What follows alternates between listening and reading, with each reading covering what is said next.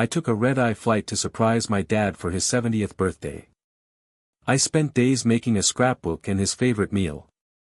But when I walked in, my stepmom looked me up and down and said, "We already did a party. You're late." Dad didn't even look up from the TV. Later that night, I overheard her whisper, "Why does she keep showing up?" She was a mistake. I packed my things in silence. 1 year later, I got a letter from the hospital, and it wasn't addressed to her. I booked the red-eye out of Seattle-Tacoma. I hadn't flown in over a year, and this time it wasn't for work or a vacation. It was for my dad's 70th birthday. I thought I was doing something good. Something big. I'm 35, live alone in Seattle, and don't have kids. I freelance in graphic design, which means I've got time when I want to, and I used all of it that week to make something special. I built a scrapbook from scratch. Photos, notes, old postcards Dad sent me from when I was little.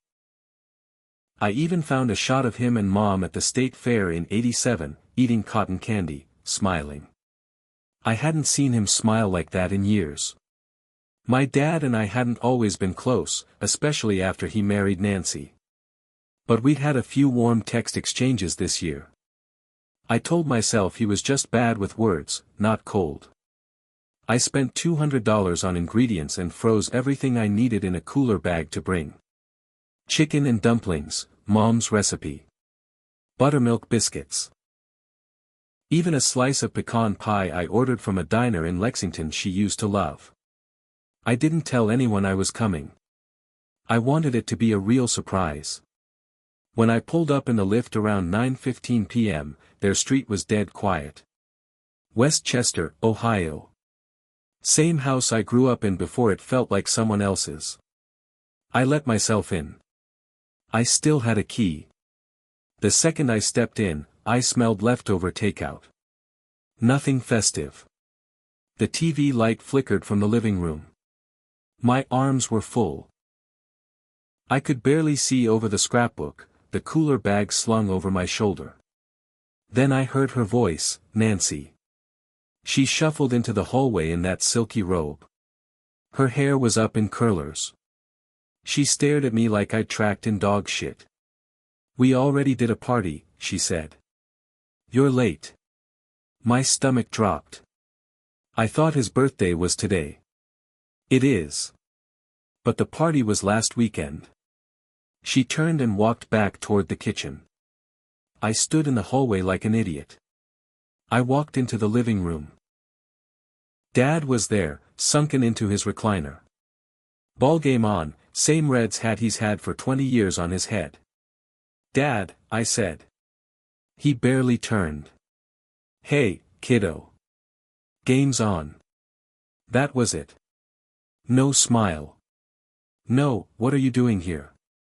No hug. He didn't even ask about the bag in my hand. I went to the guest room, set my stuff down, and shut the door. I made his dinner anyway. I cooked every damn thing, one pot at a time in their tiny kitchen while Nancy clanged around making tea and avoiding eye contact. I even lit the candles and sat the scrapbook in the center of the table. No one came to sit down. I sat at the table alone and ate one bowl of the food I made. Put the rest in Tupperware. Washed every dish. When I went back to the guest room, I sat on the edge of the bed and stared at the scrapbook, still untouched on the kitchen table. Around 1:30 a.m., I got up to use the bathroom.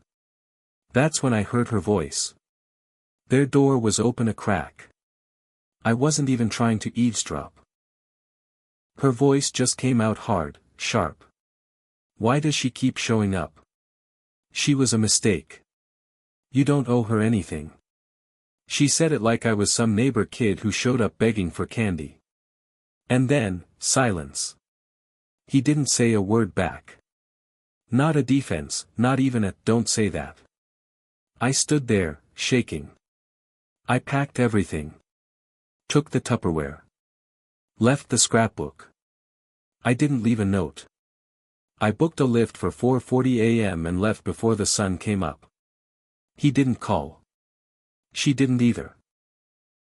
A week passed. Then a month. Then 6. By the time the first full year came around, I had deleted their numbers. I never once got a call. Never a thank you. Not even for the food I made. Then last month, a letter came. It was from Mercy Health Hospital in Cincinnati. My full name. My address. No care of Nancy, or anything. The envelope was thick.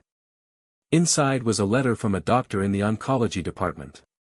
It said, per patient's request, this file is to be released only to next of kin.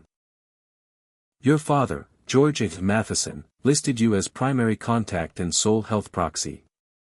Nancy wasn't on it. Not even as an emergency backup. I didn't know what to feel when I read that letter. Part of me felt nothing. Numb. Part of me felt angry, like it was a sick joke. After all that, now I mattered. I called the hospital. The nurse on the line was calm but direct. Said my dad had been coming in for treatments the past few months. Pancreatic cancer. Stage 4. She said he had a bad reaction last week. Wasn't doing well. He'd asked for me. Me. Not Nancy. I asked if she was sure. The nurse said, you're listed on all forms. If he passes, decisions fall to you. I sat there staring at the wall for a full minute. My dad, the same man who didn't even look up from the damn TV, had made me the one in charge of his life. Or what was left of it. I didn't know what to do. I almost didn't go. But 3 days later, I flew back to Cincinnati. Middle seat, cramped flight, no sleep. Again. I took a rideshare from the airport straight to the hospital. Mercy Health. I hadn't been inside that place since I was 13, when I broke my arm skating in the school parking lot. He was in a private room on the second floor. I expected Nancy to be there. She wasn't. When I walked in, I saw him in that narrow bed, tubes in his arms, his skin almost gray.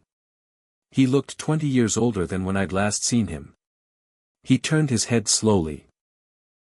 His lips moved. I knew you'd come. I stood there frozen. Not because of the words, but the way he said them. Like he believed I would. Like he never even doubted. Where's Nancy? I asked. He looked away. Gone. What do you mean gone? She left. Few weeks ago. Said she couldn't handle it. I stared at him. She left while you were dying. She took her stuff. Said she wasn't meant to be a nurse. My throat went dry. You let her say I was a mistake. He blinked. Didn't say anything at first. Then, in a whisper, I know. You didn't stop her. I couldn't. I didn't know how to fight her anymore. Bullshit. But I didn't yell. I just stood there. He reached for my hand. I let him hold it. I was weak, he said. But I always knew you were the strong one. I didn't know if that was supposed to fix anything. It didn't. The nurse stepped in. Gave me a folder. I flipped it open. Living will. Power of attorney. Final instructions. It was all signed and notarized. Every form listed me. Every box checked with my name. Nothing for Nancy. Not even as a witness. I looked back at him. Why me? His voice cracked. Because you're my daughter. Later that day, when I stepped out to call my hotel, I saw a familiar figure walking toward the nurse's station. Nancy. Still in her fancy coat. Designer purse. Not a single crease on her face. She didn't see me at first. She was talking to the nurse at the desk, asking about her husband. I walked up behind her. The nurse saw me and said, "Oh, his daughter's here." Nancy turned. Her face dropped. "Oh," she said. You. I didn't respond. Just stared at her. She stepped closer and lowered her voice. He told you everything, didn't he? I didn't blink. You mean how you left him to die alone? Her eyes narrowed. He always favored you. Even when he said he didn't. You were the one thing I could never erase. I took a step forward. Well, now I'm the one with all the control. She glared at me. He's confused. He didn't know what he was signing. I pulled out the folder and held it up. Notarized. Witnessed. Dated 2 weeks after you left. She opened her mouth, then closed it. The nurse was still watching. Nancy looked around, realized she wasn't winning, then sneered and walked off. No goodbye. No, take care. Just silence. But I wasn't done. Because a week later, the lawyer called. There was a second file. And in that one, my dad left everything to me. I met with Dad's lawyer in a quiet office just outside of Mason, Ohio. He was an older guy, very formal. Nameplate on his desk read, Raymond C. Mueller, ESQ, the kind of man who probably owned 3 suits and wore them in rotation like armor. We shook hands, sat down. He slid a thick manila envelope across the table. Your father updated his will this past February, he said. He asked me to make everything clean and airtight. I opened the folder. Dad's signature was all over it. Notarized again. Same as the hospital documents. He left me everything. The house.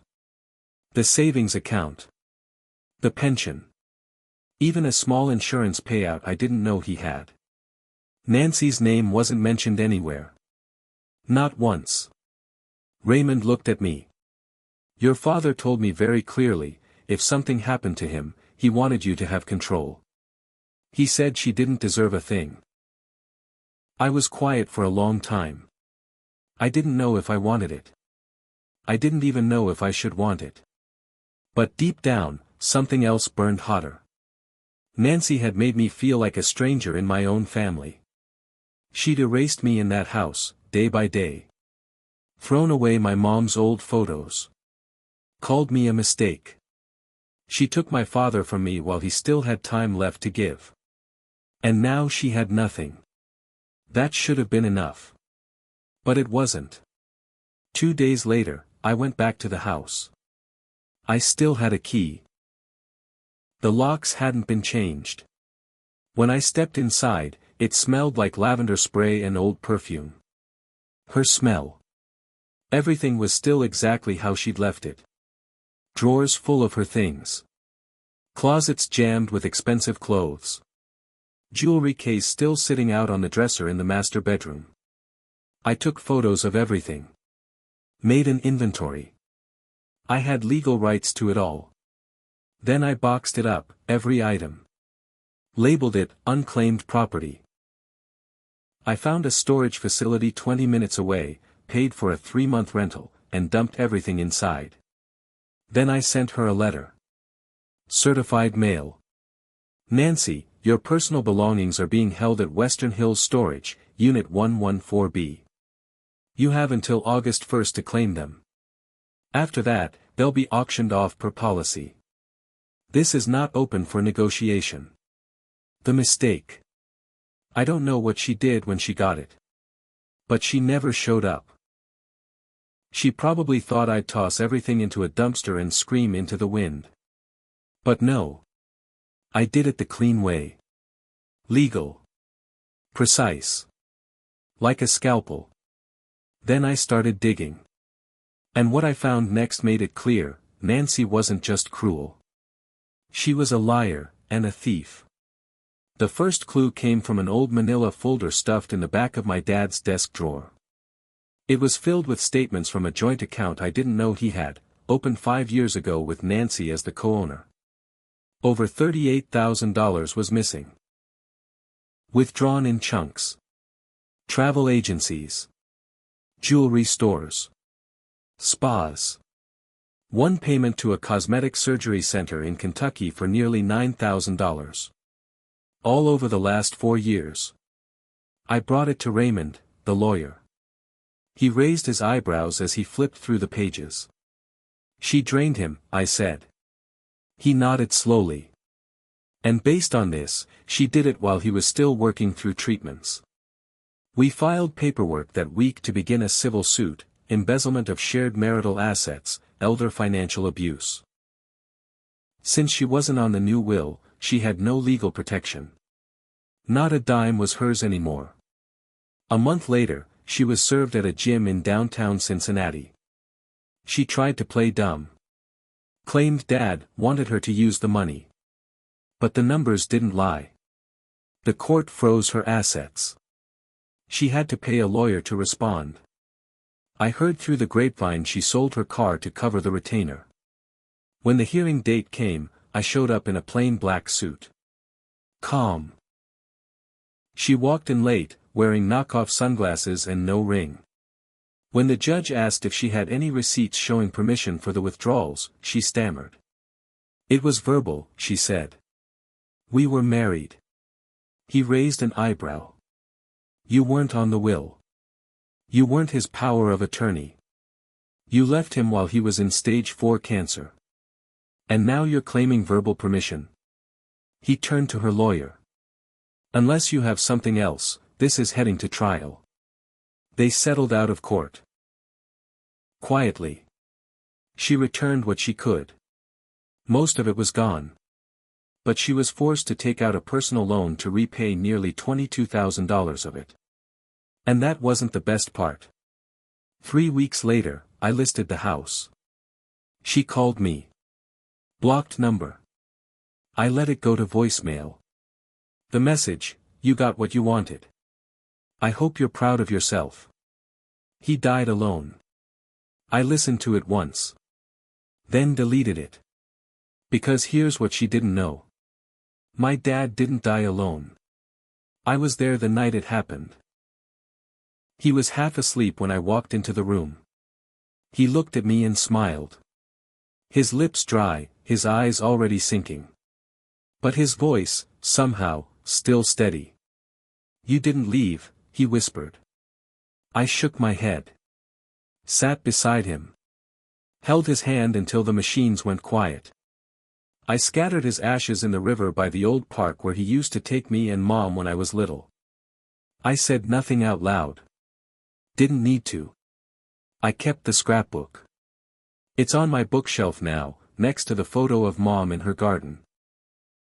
I wasn't the mistake. But I did make one. I stayed silent too long. I let her push me out of my own family. I gave up trying. Not anymore. I took back everything she tried to steal. And I did it without raising my voice. Because the best revenge is making sure they know they lost. And knowing you won't give them another second of your time.